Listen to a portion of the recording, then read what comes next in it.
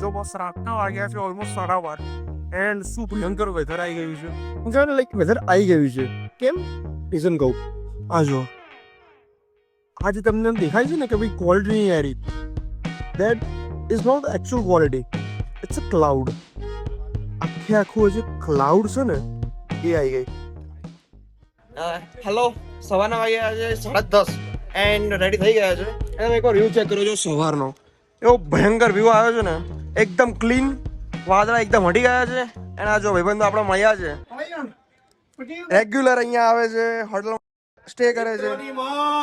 Yes, exactly. વાદોચીતો કરી, ઘણી વાર બેઠા બી કરી સાથે, મજા આવી ગઈ. એન્ડ જોઈ શકો છો આખું ઘણું મોટું ગ્રુપ છે. જોઈ શકો આખું ફ્લોર છે એમ જ બુક કર્યો છે, એવું કહી શકીએ તો ચાલે.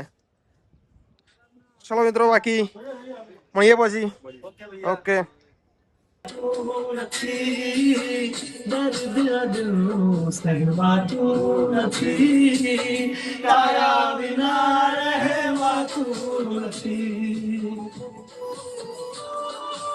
ભયંકર વાળી પાર્ટી ચાલી રહી છે.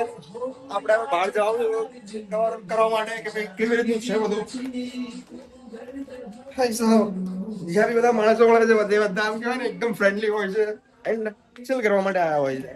સો યસ, આ જોઈ શકો છો આ બાજુ તો બી હજી વાદળો વગેરે આવી ગયા છે. આ જો શોર્ટ ટ્રોક સાહેબ તમે જોશો તો પબ્લિક તો દેખાય છે. યસ, વાદળો તો આમ કહેવાય ને mountain itself a complementing thing and clouds are complementing like cherry on a top.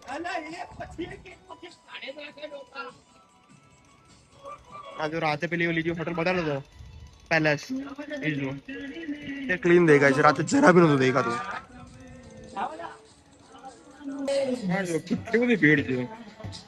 બધા લાઈવ જેકેટ જેટલા બી દેખાય છે બધા એ જ.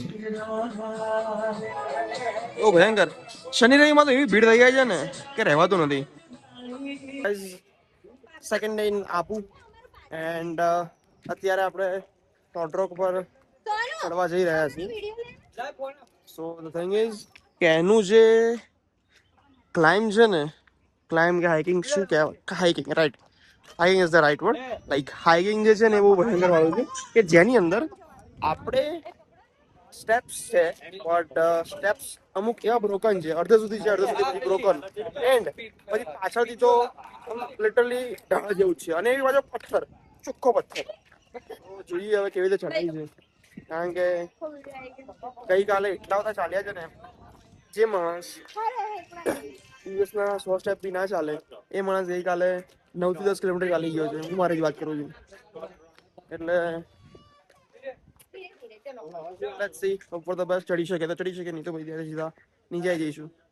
શું ટોડરોકમાં આવીને આવી વસ્તુઓ છે, લાઈક વચ્ચે કઈ છે જ નહીં. હજી ઉપર જઈએ આનાથી વધારે ખરાબ આવશે.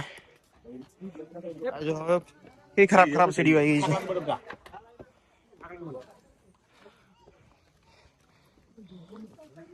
આ માણસો ટેન થઈ ગયો છે પણ તોય તે વિડીયો ચાલુ થાય એટલે પાછો રિચાર્જ.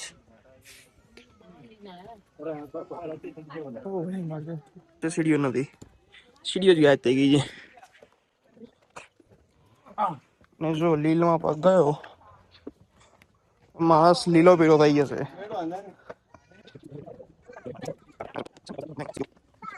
મેં કીધું ને અધ વચ્ચે જઈને આવું થઈ જાય છે.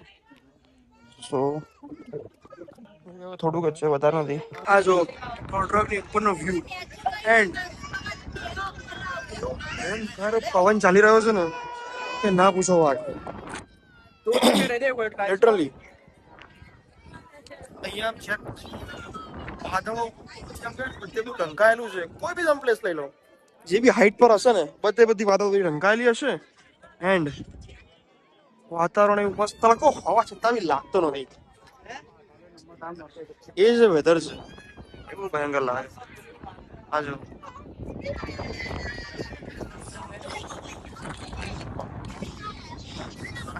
લિટરલી લઈ જો અહીંયા એક જ ઉપર છે ચાનું ને એનું આખા લકી ને નક્કી લેકનો વ્યૂઝ જોઈ શકો છો.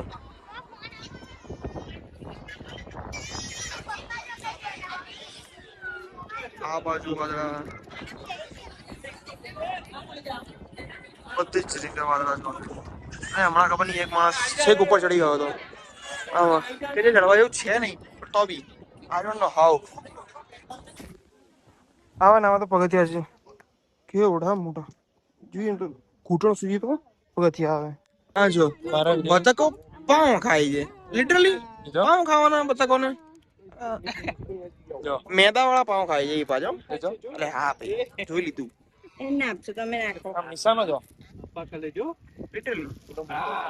બતકો પાઉં કઈ કઈ જાડા થઈ જાય. ઝઘડે પાઉં માટે.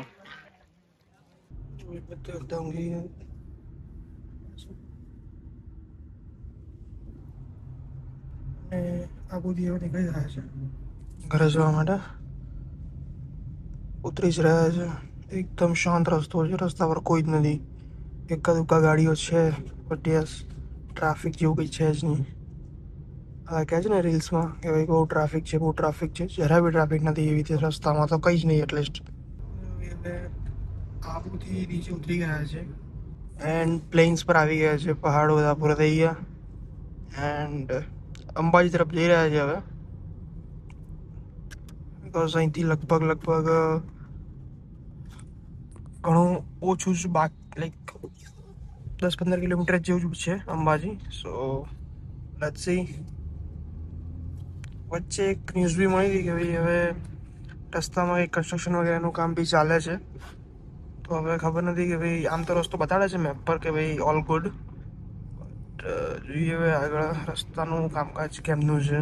અહીંયા થોડુંક આગળ કન્સ્ટ્રક્શનનું કામ છે, બટ એ બહુ એટલે બહુ આમ કહેવાય ને લાઈક એકદમ નાનકડા એરિયામાં જ છે. એન્ડ પાછા આપણા આવી જઈએ મેઇન હાઈવે પર ટચ થઈ જઈએ એટલે એક નોર્મલ ડીટોર છે. સો એટલું બધું તો એ દેખાતું નથી કામ, અને રોડ બી થોડોક નવો બનેલો હોય ને એવું લાગે છે. એટલે લેટ્સ સી આગળ જઈએ તો ખબર પડી જ જવાની છે કે ભાઈ શું છે.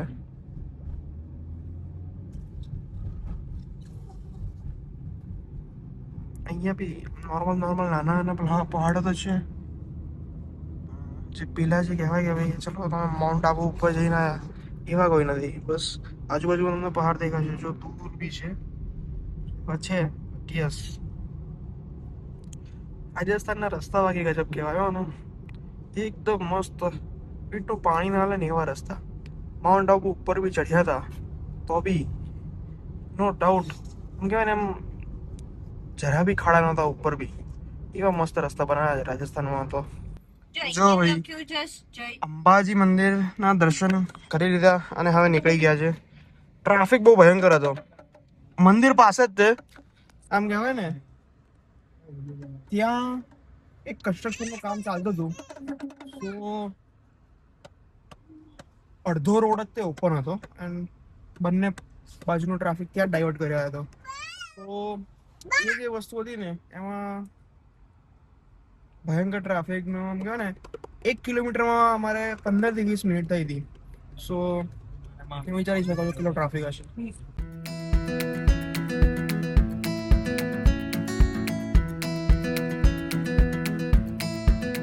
અંબાજીથી અમદાવાદ તરફ જઈ રહ્યા છે એન્ડ વચ્ચે એવો મસ્ત સિનિક રોડ આવે છે ને એના પૂછો વાત. એટલે આજુબાજુ સરાઉન્ડેડ બાય માઉન્ટેન્સ એન્ડ વચ્ચે એકદમ પ્લેટુ વાળી રોડ કે જેના ઉપર આમ કહેવાય ને અંબાજીથી નીકળ્યા એને ઓલમોસ્ટ 1.5 hour થઈ ગયું છે. અમને ભૂખ લાગી હતી, વિચાર્યું હતું કે વચ્ચે કોઈ હોટલ આવે તો ઊભા રહીશું. પણ આ જો આ રસ્તો એવો પકડાઈ ગયો છે ને, વિજાપુર વિસનગર કેવું કંઈક છે, હવે વડનગર ને બધું આવે છે એ વાળા રૂટ પર જરા બી હોટલ નથી. વચ્ચે એક જગ્યાએ દેખાયું હતું બોર્ડ કે ચા ને થેપલા. ગયા તો સીન થઈ ગયા કે થેપલા નથી, ચા મળશે. ખાવા પીવાનો કોઈ ઓપ્શન નથી. ચા નાસ્તા માટે તો જરા બી નથી. તમે ધારો કે આ બાજુ આવતા હોય તો પેટ ફૂલ કરીને આવજો. હા રેસ્ટોરન્ટ છે તો બી એમાં કંઈ મજા આવે એવું નથી. તમે જઈ શકો. સો બી પ્રિપેર ફોર દેટ. અને અમારા નાસ્તા બી પાછા આ જ ટાઈમે પૂરા થયા બધા. એક પડીકું નથી હવે અમારી પાસે. આ જો એકદમ બસ આ જ રસ્તા છેક અંબાજી નીકળ્યા ત્યારના છે. કોઈ જ કઈ જ નહીં. તો લિટરલી ભાઈ ગૂગલે જે ગાંડા કર્યા છે. વિસનગરથી જવાનો જે રસ્તો હતો, વિસનગરના રસ્તામાં આમ કહેવાય ને રસ્તો બ્લોક કરી દીધો હતો. છાણાથી ને માટીથી એમથી જઈ ના શક્યા. પછી ડિટોર લીધો, રસ્તો જ નહીં ત્યાં. પછી બધાની ઈચ્છા થઈ ગઈ હવે ચલો શાક ભાખરી ખાઈએ. તો પાછા મહેસાણા જઈ રહ્યા છે. પાછા પેલા રોડ ઉપર કે જે રોડ ઉપર અમે સવારે આવ્યા હતા કાલે સવારે. તો આજે તો ગૂગલે ગાંડું કર્યું અને પછી ખાવાનું કંઈ નથી મળતું આ રોડ ઉપર.